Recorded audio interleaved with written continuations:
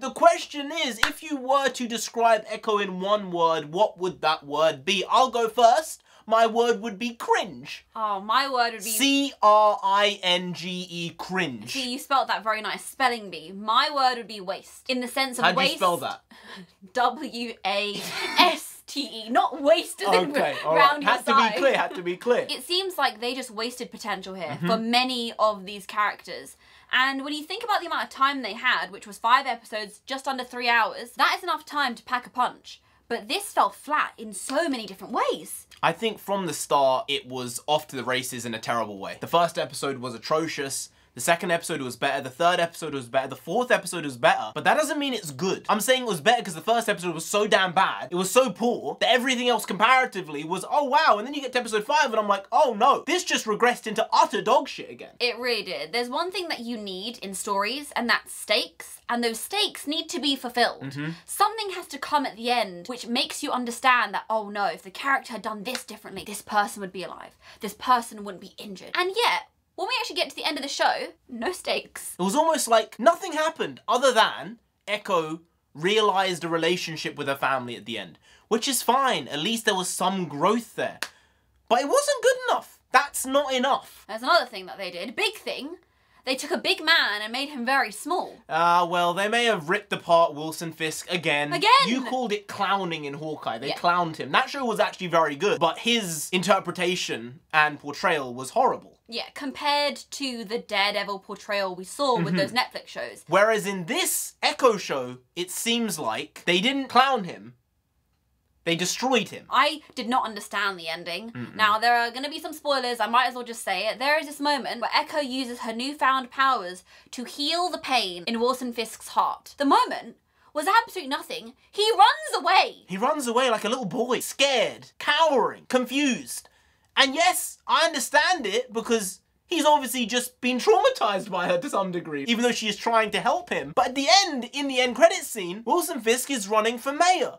But it does seem like maybe he's not an evil person anymore because she may have actually helped him work through his stuff. So is Wilson Fisk gonna be a bad guy or not? It wasn't particularly clear. And when you actually look at this show overall, the acting, there were some areas that were okay, some areas that were good. These fight scenes, as a whole, I do not understand this mature audience rating. No, it was all marketing. It was a stunt. This MA 18 rating in the UK is an absolute joke. It could have been a PG, not even PG-13. I'm saying old school PG. Had they removed 2 or 3 instances of there being a little bit of red stuff coming out of people's bodies. Because other than that, there was nothing in it that made me think, oh, this needs to be this rating for the story to be served. You look at Jessica Jones when that came out, season 1.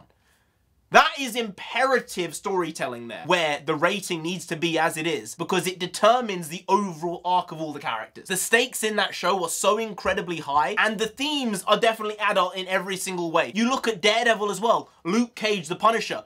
Those shows in no way can be PG-13. No, just it can't be done. The themes are dark, they're gritty, they're painful. We're talking about the worst parts of humanity, right? And then you look at this and you say, why did this need to be mature? It didn't. And it was just there to say it's the first one. Come and watch it because you've never seen it in the MCU. But now that the Netflix shows are apparently canon, you have seen it in the MCU, and they lied about that as well. Even though, watching this show, you wouldn't believe that the Netflix stuff is actually really a part of the MCU. Yeah, here's the thing, right? The director's come out and been like, it's canon. But you wouldn't need any of that to make this make sense. That one scene we got from Daredevil might as well not have been there. I don't know what they were thinking. I really don't understand it. This must have been a nightmare to make because you can tell from the way it was cut. Some of the editing was so poor. The storytelling was weak. The action scenes were terrible. One more thing I want to talk about is the use of silence to portray tension. And we've seen that a lot recently with Godzilla Minus One, which was an incredible, incredible film, and they used silence absolutely perfectly there. We saw in Oppenheimer some great use of that tension and release. For this show, it felt like it was being placed unnecessarily. I understand that they were using it to say, this is what Echo's going through because she can't hear. But it was being poorly placed and poorly timed. When they were actually doing silent scenes, they were still adding music to the scenes. Yeah. So you weren't really getting the effect of the silence because you're having backing music. Any tension, any thought of, oh, what's happening here? Or any emotional moment was just gone because they weren't actually addressing and using the distinct outlet they had with this show and with this concept properly. Maybe you liked this show.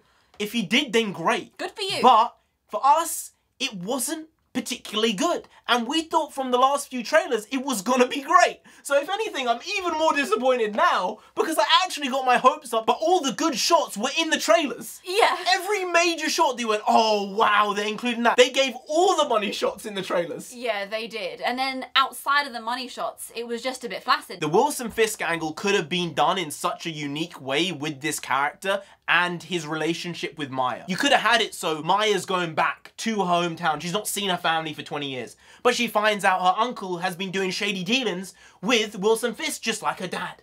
And she's saying, I can't go through this again.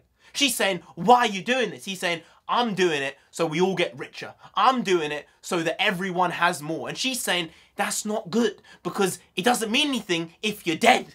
Good point. That's quite important. Living, right? Very important. So at the end of the day, you could have had it so it was a family struggle between her and her family, and her uncle, which was supposedly a good guy in the show, and he was a good guy in the show, could have been actually a bad guy. Yeah. And you could have had Wilson Fisk actually coming back to life because she thinks he's dead, being like, so your uncle's been doing some funny shit.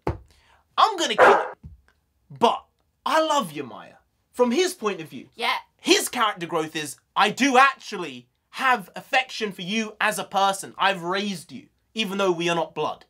So I will not kill your family if you come back to New York with me. And then you get to a point where she is back in New York by the end of the show. Her family is safe. Her uncle stops doing what he's doing because he's been caught. And it seems like you can actually move forward with a story there with her becoming the Queenpin reluctantly and Kingpin actually going and becoming mayor and her being in charge of the criminal underworld. Well, yeah, he's going to need someone in charge, isn't he? It's not that hard. That It's just not. came off now. It's Now not. you just need to build it out. You see, this is why I'm going to say it again. We need to be in these rooms. Oh, no, I'm not going to say that. These rooms are dead now. These rooms are donezo. They don't want us. We're too combative. I'd say, no, you've given me poop. I don't want poop unless I'm pooping. So here's the thing, right? The process of writing in general is you're throwing shit at the wall and you see what sticks. Yeah. And then you smear through the shit and find what can connect together. Right. It seems like they didn't do any of that. Or maybe when they were actually filming, they filmed so much and it was so scattered that in the editing room, they went, oh God, how are we going to make this fit? I think that second one is actually the problem. I think they overshot, they ended up cutting the production, they ended up reducing the amount of episodes, and they just hodgepodge something together, and unfortunately, it's all there to be seen. I'm telling you, I really do believe this. If you gave us 1 week where we were just dedicated to actually creating a story for Echo, and we gave it all our time, we would create a better story than this. It might be a basis of what I just said there, but there might be 72 other things coming up. Oh yeah. It's crazy how bad this was when it could have been really good. I don't want to keep having to say this. It's making me think maybe I'm not going to watch the next one. Maybe I'm not. We didn't watch She-Hulk. We didn't watch Thor Love and Thunder. Make better shit, okay? If not, we'll continue ripping it. We gotta do fact of the day though. Page number 212. Fact number 4. As an apple falls to Earth, the Earth falls very, very slightly towards the apple. Oh, that's a bit of a banger. I like that. Oh, I like that. bit of magnetism there somehow. So almost as the shit comes out of your butt, the shit is actually coming towards your butt a little bit. Please, never say that ever again.